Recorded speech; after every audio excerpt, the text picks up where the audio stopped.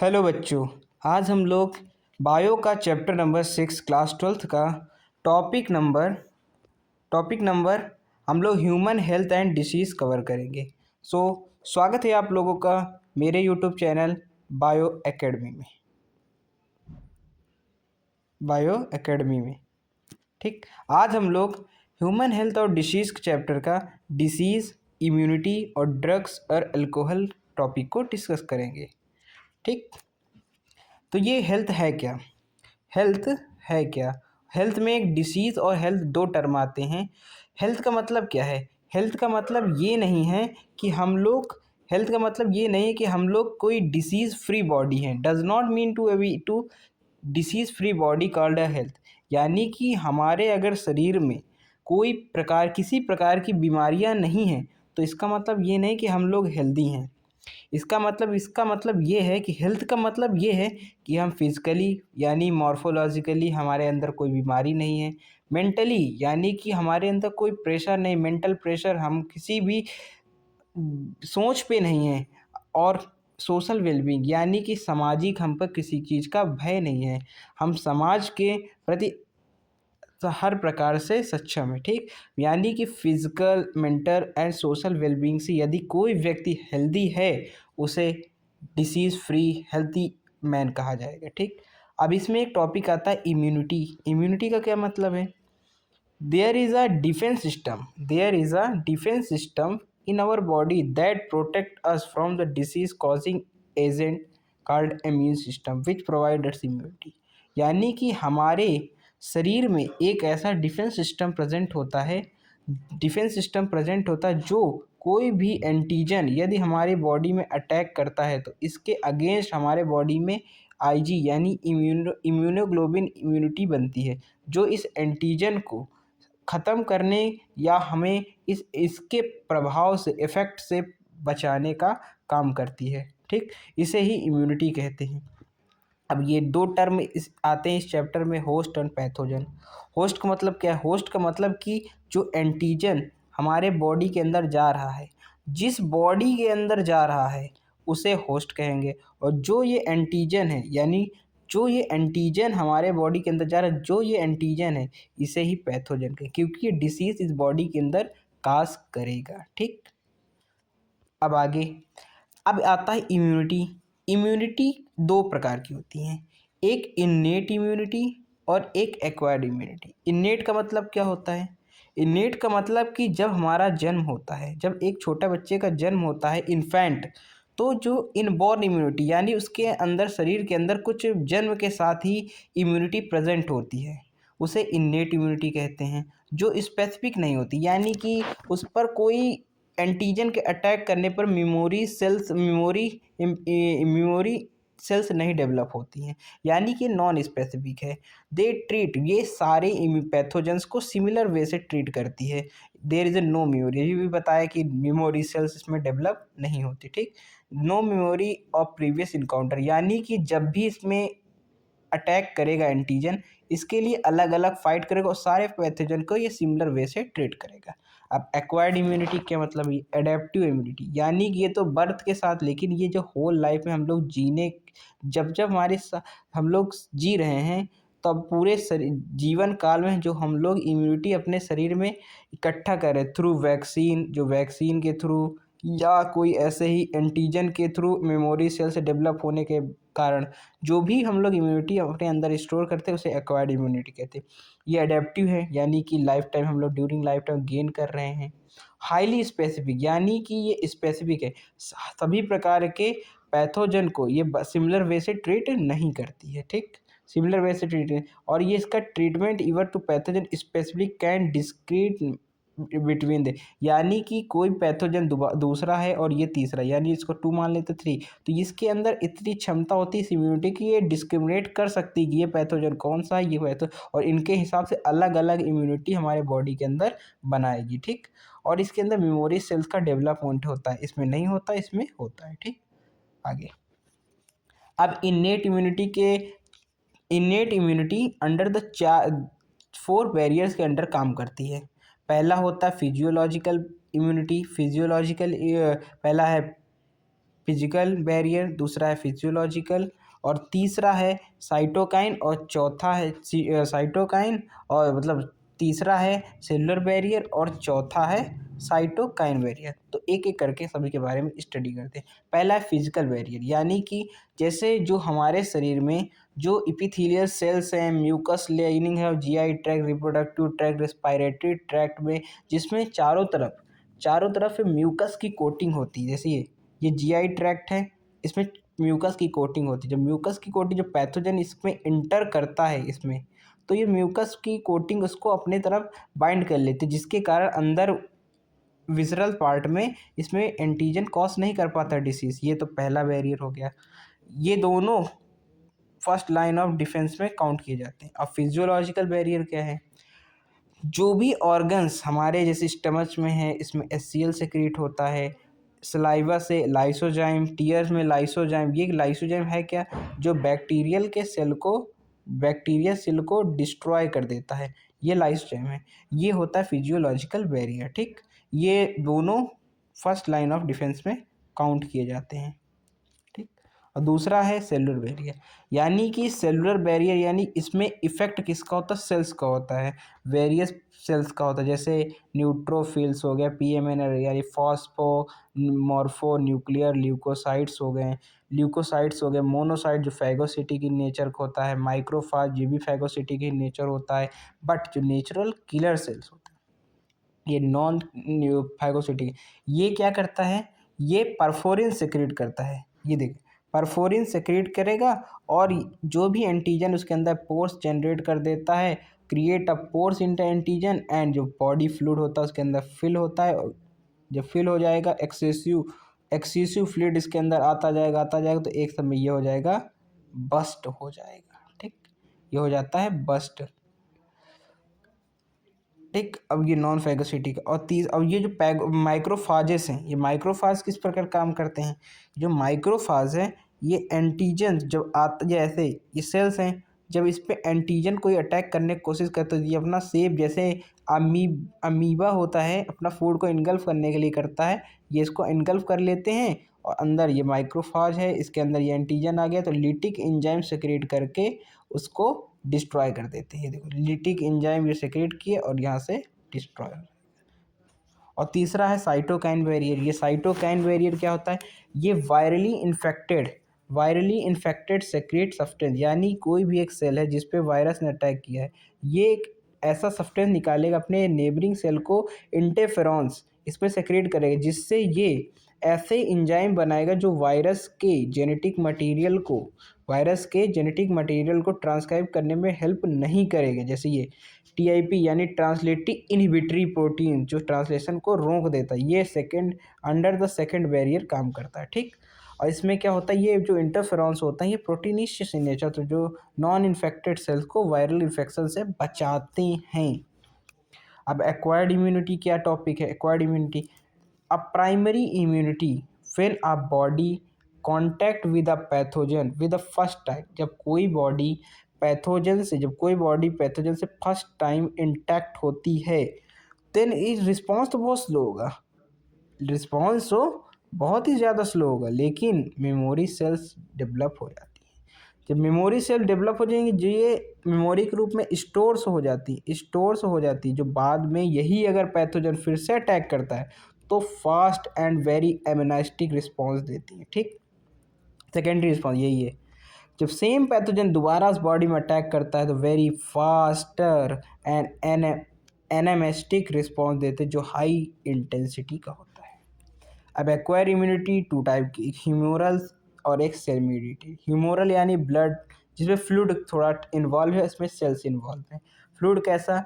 ये B cell के under पे होती हैं, और ये टी सेल के अंडर पे होती है। बी सेल यानी जो B cell bone marrow cell से डिराइव होते हैं, और वो बी सेल और डेवलपमेंट भी उनका होता है, और ये बोन मैरो से बनते तो हैं, लेकिन इनका डेवलपमेंट थाइमस में, इस वजह से इनको टी सेल कहा गया। ठीक, जब प्राइमरी जब फर्स्ट टाइम पैथोजन अटैक करेगा बी सेल में, तो ये तुरंत B cell, plasma B cell और मेमोरी बी सेल में डिवाइड हो जाएगी, डिफ्रेंशिएट हो जाएगी। ये जो स्टोर हो जाएंगे उस प्राइमरी पहले वाले इम्यून सिस्टम के लिए मेमोरी सेल बना के अगर दोबारा अटैक करेगा तो इसका रिस्पॉन्स एनामेस्टिक रिस्पॉन्स होगा, वेरी फास्ट होगा। लेकिन जब ये इस पे जो बी सेल, ये दोनों तो पहले अलग हो गए, लेकिन ये एक सेक्रेट करेगा एंटीबॉडी। एंटीबॉडी क्या है? इम्यूनोग्लोबिन।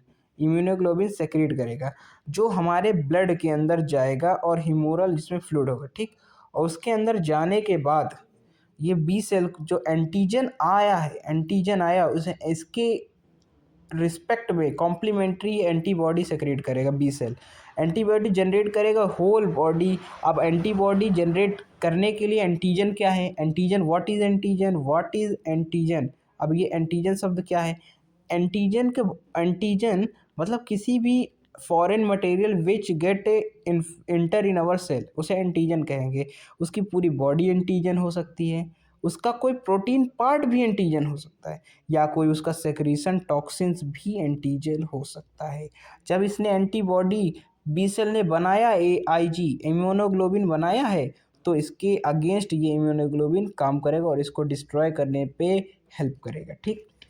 अब ये एंटीजन देखो, ये है बी सेल, जब एंटीजन आया इसके इपीटॉप पैराटॉप, ये इसका होता है पैराटॉप, अभी आगे पढ़ेंगे बॉडी, और इसका होता है इपीटॉप बाइंडिंग साइट, इपीटॉप बाइंडिंग साइट, ठीक। अब बी सेल आया, अब एक्सक्लूसिव एंटीजन फर्स्ट टाइम ये डिफ्रेंशिएट प्लाज्मा बी सेल में हो सकता है, ठीक। अब सेक्रीट द एंटीबॉडी, ये प्लाज्मा जो बी सेल होता है, जो ये प्लाज्मा बी सेल होता है, यही फैक्टर होता है जो एंटीबॉडी सेक्रेट करने में मदद करता है। और ये तो केवल स्टोर हो जाता है कि दोबारा आएगा तो उसमें अटैक करने के लिए। अब इम्यूनोग्लोबिन है क्या? What is immunoglobulin? एंटीजन है कि वो एंटीबॉडी है क्या? अब it is a proteinaceous glycoprotein की बनी होती है। Each antibody represented by L2H2, यानी कि दो दो हैवी चेन होती हैं और दो लाइट चेन होती हैं। आगे इसका स्ट्रक्चर है, दो हैवी चेन्स, दो लाइट चेन। हैवी चेन्स का जो किलो डाल्टन्स होता है वेट कितना, 50 किलो डाल्टन से ज़्यादा हो सकता है या 50 किलो डाल्टन, और जो लाइट चेन होती है इसमें 25 किलो डाल्टन है। इसका स्ट्रक्चर आगे दिया है, आइए देखते हैं। ये है, अब इसमें ये जो एंटीजन है, ये इसमें टोटल, पहली बात तो इसमें ये पूरा एंटीबॉडी का स्ट्रक्चर है जिसमें ये एन टर्मिनल है और ये सी टर्मिनल है, ठीक।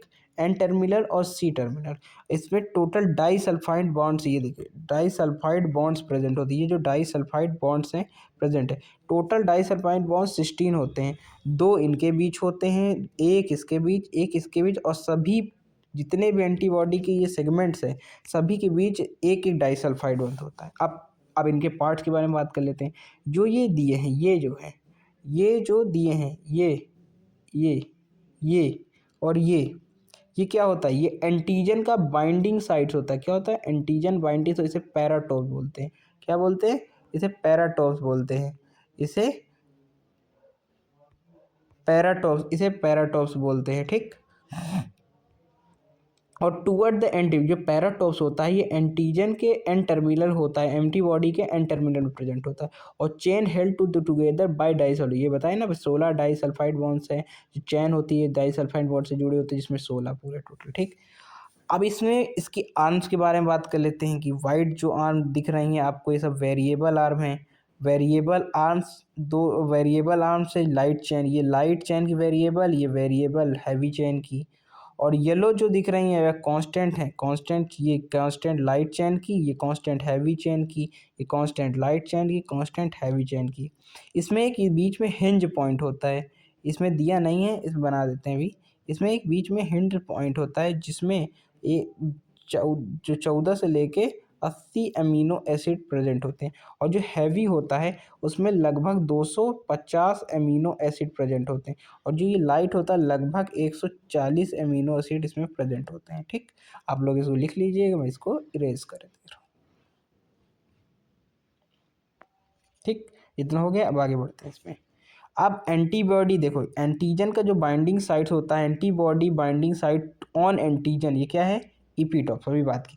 अब एंटीबॉडी यानी इम्यूनोग्लोबिन्स होती कितनी हैं? इसमें लगभग होती है 5। अब इसका एक ऑर्डर होता है, गमदे GAMDE, यानी कि डिक्रीजिंग ऑर्डर ऑफ द, इसमें लिखा है, ये डिक्रीजिंग ऑर्डर में लिखा है क्या डिक्रीजिंग ऑर्डर में, यानी सबसे ज़्यादा कौन सी होती है, जी, सबसे ज़्यादा ये वाली एंटीबॉडी, उससे कम ये वाली, उससे कम ये वाली, सबसे कम ये वाली, और ये सबसे कम होती है। ठीक, ये वाली एंटीबॉडी जो है, ये एंटीबॉडी सबसे छोटी होती है और सबसे ज़्यादा होती है। ये एंटीबॉडी यानी आईजीजी, देखो मैक्सिमम है 80 टू 75 टू 80% है, जो प्लेसेंटा को क्रॉस करके फीटस के अंदर जाने की क्षमता रखती है। ठीक, और जो ए है, ये फर्स्ट मिल्क कोलेस्ट्रम में 10 से परसेंट, ये 10 से 12 15% होता है। और ये जो होता है, ये कोलेस्ट्रम में जब जब जब बर्थ के बाद, बच्चे के बर्थ के बाद जो फर्स्ट टाइम का मिल्क होता है उसे कोलेस्ट्रम कहते हैं, जिसमें ये एंटीबॉडी प्रेजेंट होती है। और सबसे लार्जेस्ट एंटीबॉडी किसे कहते हैं, एम को कहते हैं। ठीक, जो पेंटामेरिक फॉर्म में होती है। ठीक, हैवीएस्ट एंटीबॉडी इसे कहते हैं, लार्जेस्ट है, हैवीएस्ट है। बट जो ये ई है, ये एंटी एलर्जिक एंटीबॉडी, यानी कि जब कोई एलर्जी कॉज करने वाले एंटाहिस्टामिन, सेरोटोनिन ये आते हैं, वैसो डायलेटर्स आते हैं, तो एंटीबॉडी आईजीई एलर्जिक रिस्पॉन्स करती है, जो सबसे कम मोर लेस देन 1% प्रेजेंट होती है। ठीक, इसके आईजीए डाइमर होती है, आईजीएम पेंटामर होती है, आईजीजी मोनोमर होती है, और ये दोनों 2 पैराटॉप्स प्रेजेंट होते हैं। ठीक, आगे बढ़ते हैं।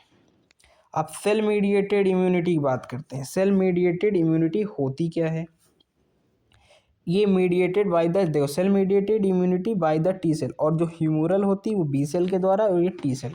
इसमें 4 टाइप किसके सेल होते हैं। एच क्या है, हेल्पर सेल, जो secrete the substance which help to the B cell differentiate, जो प्लाज्मा और plasma B cell, memory B cell में टूट रहे थे, ये एच हेल्पर टी सेल उसको हेल्प करता है डिफरेंशिएशन में। ओके, इसे CD4 कहते हैं, CD4 सेल, यानी क्लस्टर ऑफ डिफरेंशिएशन सेल्स कहते हैं, क्लस्टर्स ऑफ डिफरेंशिएशन सेल्स कहते हैं, क्लस्टर्स ऑफ डिफरेंशिएशन सेल्स कहते हैं। ठीक, और ये टी सेल क्या, सी सेल यानी किलर सेल्स, जो डायरेक्ट पैथोजन को लिटिक इंजाइम पर क्या इंटरफेरॉन्स निकाल कर सिक्रीट करके परफोरिन सिक्रीट करते हैं, जिसके अंदर उनके फोर्स बन जाते हैं और मार देता है डायरेक्ट। ये ट्यूमर सेल को काटने के लिए सबसे बहुत अच्छा इसे कहते हैं, मतलब ये सेल्स मेडिएटेड में ट्यूमर सेल को मारने की इसके अंदर क्षमता होती है इंटरफेरॉन से या परफोरिन से। ठीक, इसे CD8 सेल कहते हैं। मेमोरी, जो फ्यूचर रिस्पॉन्स के लिए रिस्पॉन्सिबल होती है, और टी सप्रेसर से, अगर इनका इनका प्रभाव यानी इनका डोमिनेंस अगर खुद के सेल पर होने लगे, निगेटिव इम्पैक्ट, तो ये सप्रेसर सेल इनकी वर्किंग पावर को सप्रेस कर देते हैं, टाइम टू टाइम प्रिवेंट करते रहते हैं, जिससे खुद के सेल ऑन, ये भी ऑटो इम्यून डिसऑर्डर पढ़ेंगे, लेकिन इसके कारण ही ये किलर सेल अपने सेल्स को मारते नहीं हैं। ठीक, आगे बढ़े।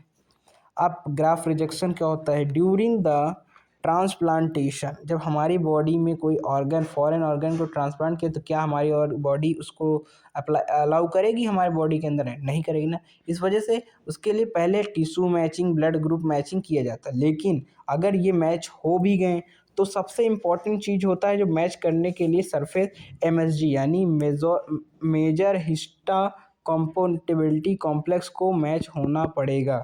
अगर ये मैच नहीं हो रहा है, तो उसकी बॉडी का जो इम्यून रिस्पॉन्स है वो उसके अगेंस्ट वर्क करेगा और उसको डिस्ट्रॉय करने पे हेल्प करेगा। इसी के लिए एक कॉर्टिसोल और एक होता है कॉर्टिसोल और साइक्लोस्पोरिन ए, जो ट्राइकोडर्मा पॉलीस्पोरम से रिलीज होता है, फंगाई से, इसको लिया जाता है, जो इम्यून सिस्टम को थोड़ा रिड्यूस करने पे हेल्प करते हैं, जिसके कारण ग्राफ्ट रिजेक्शन की पॉसिबिलिटी थोड़ी कम हो जाती है। ठीक, अब इम्यूनिटी 2 टाइप्स की होती है, एक होती एक्टिव इम्यूनिटी, एक होती पैसिव इम्यूनिटी। अब एक्टिव इम्यूनिटी है क्या, ये एक्टिव इम्यूनिटी यानी कि हमारे बॉडी के अंदर अपने आप से सिंथेसिस होती है, यानी इसको बाहर से लेने की कोई ज़रूरत नहीं। और पैसिव इम्यूनिटी क्या है, directed receive from fast action, दूसरे से ली जाती है, यानी ये आर्टिफिशियल इम्यूनिटी होती है, रेडीमेड इम्यूनिटी बोल सकते हैं इसे, रेडीमेड इम्यूनिटी, और ये नेचुरल इम्यूनिटी है, सॉरी हाँ, नेचुरल इम्यूनिटी। जिस नेचुरल है थोड़ा स्लो रिस्पॉन्स होता है इसका, इसका फास्ट रिस्पॉन्स होता है। ठीक, अब एक्टिव इम्यूनिटी 2 टाइप की, natural active immunity, artificial natural immunity. अब एक्टिव इम्यूनिटी नेचुरल क्या है, जो हमारे बॉडी के अंदर इम्यूनिटी बन रही है, जैसे कोई बॉडी में पैथोजन आया, तब उसके बाद इम्यूनिटी पैथोजन के अगेंस्ट बनी, वही हमारी नेचुरल जो मेमोरी सेल के एक्वायर्ड इम्यूनिटी मैंने पढ़ाया अभी, बी सेल याद है, ये स्टोर होती, ये होती है एक्टिव इम्यूनिटी। और आर्टिफिशियल एक्टिव इम्यूनिटी यानी वैक्सीनेशन के थ्रू कोई वीकेंड पैथोजन या लिविंग ऑर्गेनिज्म या उसका टॉक्साइड, अभी आगे पढ़ेंगे, first generation, second generation, third generation vaccine पढ़ेंगे आगे, लेकिन इस पे यदि हम कोई वीकेंड पैथोजन, उसका टॉक्साइड या कोई ऑर्गेनिक सब्सटेंस अपने अपने बॉडी में लेकर उससे खुद हम अपने बॉडी के अंदर इम्यून सिस्टम जनरेट करा रहे हैं, इम्यून सेल बना रहे हैं, तो उसे आर्टिफिशियल इम्यूनिटी कहते हैं। ओके, आगे।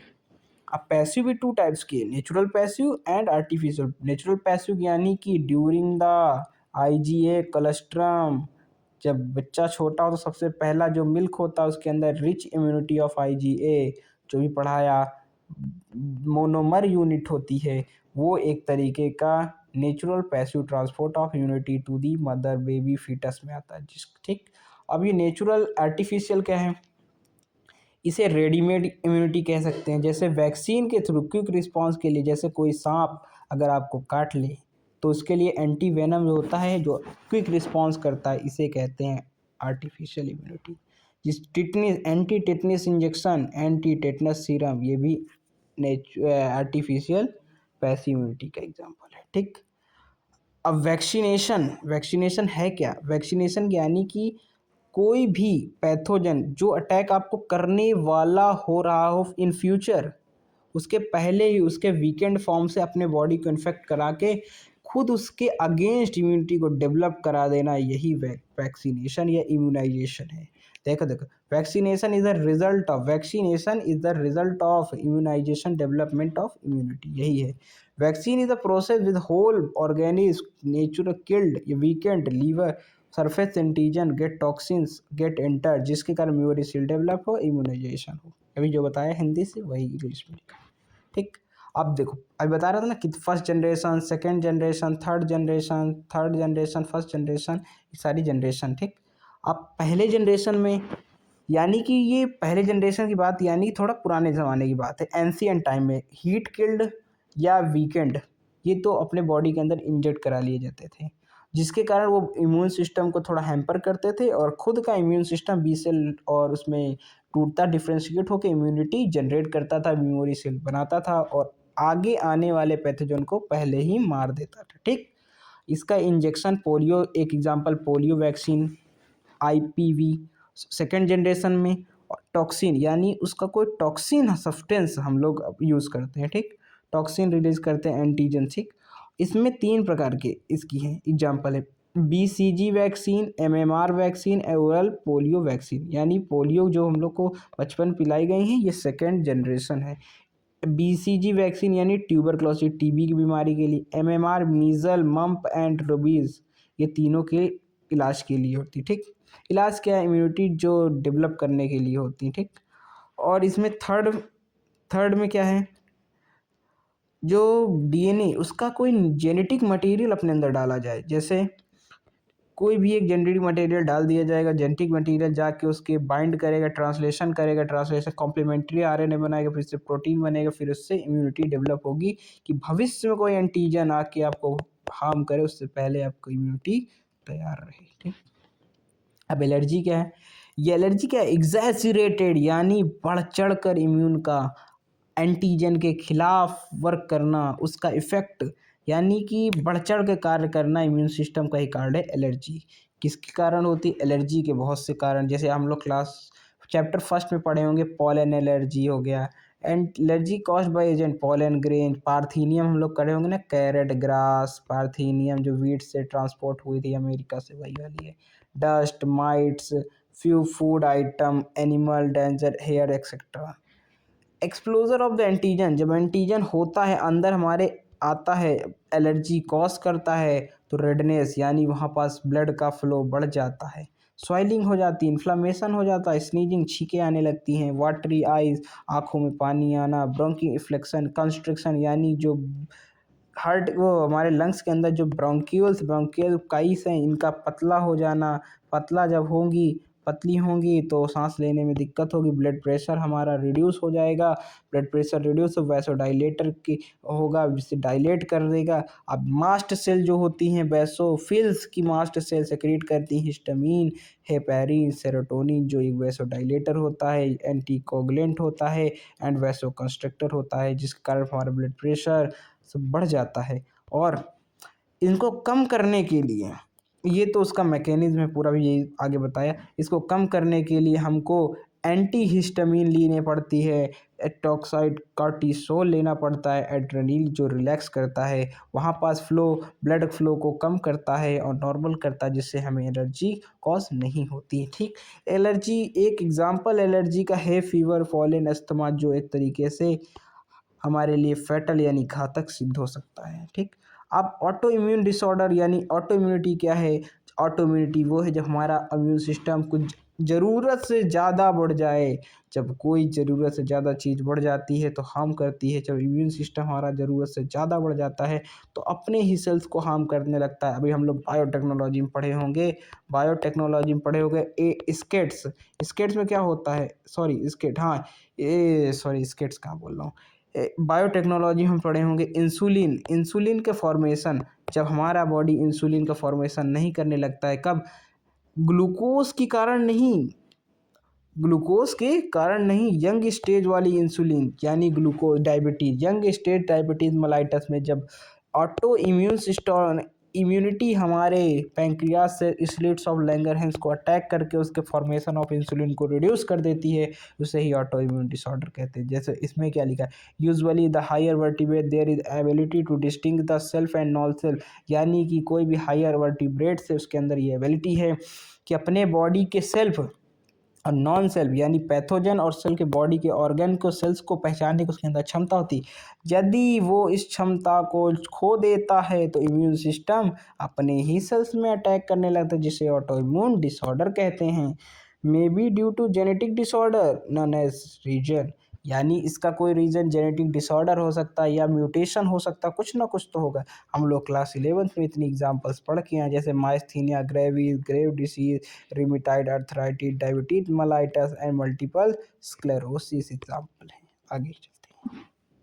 अब लिम्फॉइड ऑर्गन क्या होते हैं? लिम्फॉइड ऑर्गन वो होते हैं जहाँ पास लिम्फॉइड वार्डन वो होते हैं जहाँ पर इम्यूनिटी के लड़ने वाले एजेंट्स अर्थात सोल्जर्स तैयार होते हैं। इसे बोला जाता है, सोल्जर्स जहाँ पर तैयार होते हैं, जहाँ पर ट्रेनिंग करते हैं, जहाँ पर लड़ना सीखते हैं, उसे कहते हैं प्राइमरी लिम्फॉइड ऑर्गन, यानी कि जो इम्यूनिटी से सेल्स लड़ेंगे वो उनका यहाँ पर जन्म होगा और ये वहीं पास अपना स्ट्रेटजीज सीखेंगे। अर्थात ये ऐसा है, ये रणभूमि है सेकेंडरी लिम्फॉइड ऑर्गन रणभूमि, जहाँ एक्चुअल इनका एंटीजन से इंट्रैक्शन होगा। यानी कि अब इसका इंग्लिश देख ले, production and maturation of the lymphocytes, जो B cell and T cell, इसका इसी पास प्रोडक्शन होगा और मैचुरेशन भी होगा। और लिम्फॉइड एंटीजन सेंसिटिव, यहाँ पास एंटीजन सेंसिटिव बनाए जाएंगे, यानी उनको हर तरकीब सिखाई जाएगी जो सेकेंडरी लिम्फॉइड ऑर्गन में जाके एंटीजन से अटैक करके एंटीजन को मार सके। और लिम्फॉइड सेकेंडरी लिम्फॉइड क्या है? Where the actual interaction between, यानी ये रणभूमि है और ये मनोभूमि है। आगे बढ़ते हैं। प्राइमरी लिम्फॉइड ऑर्गन क्या कहता है?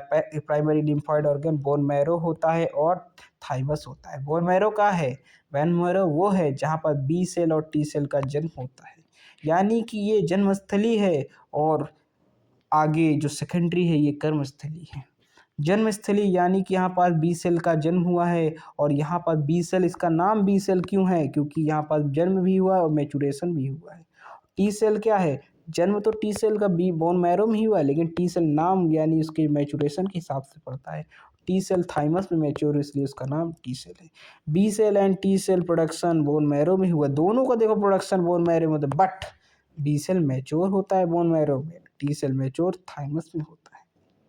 नीट 2024 में क्वेश्चन पूछा गया था, both bone marrow and thymus provide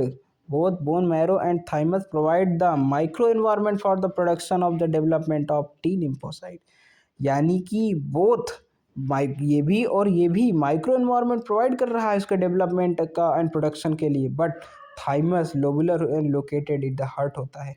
but इसमें प्रोडक्शन तो इन्हीं में होगा, लेकिन मैचुरेशन के हिसाब से अलग अलग है, उसी के हिसाब से इनका नाम पड़ा है।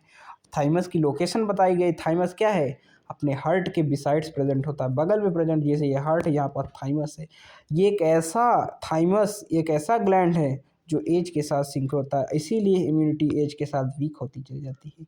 इसीलिए बुजुर्ग आदमियों को इम्यून सिस्टम मजबूत कराने के लिए उनको ब्लड प्रेशर और खुद अनेक बीमारियों की शिकायतें होती हैं।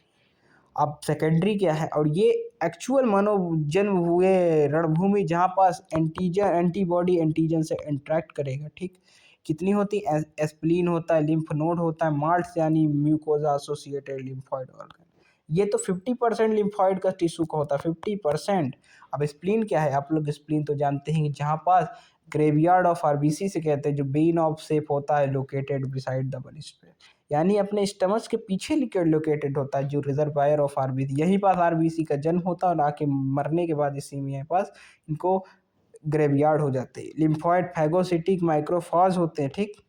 ग्रेवयार्ड, ये जो ब्लड के अंदर एंटीजन, ब्लड बॉर्न एंटीजन को फिल्टर करने का काम स्प्लीन का होता है, ठीक। स्प्लीन का होता है ब्लड बॉर्न का एंटीजन को, ठीक।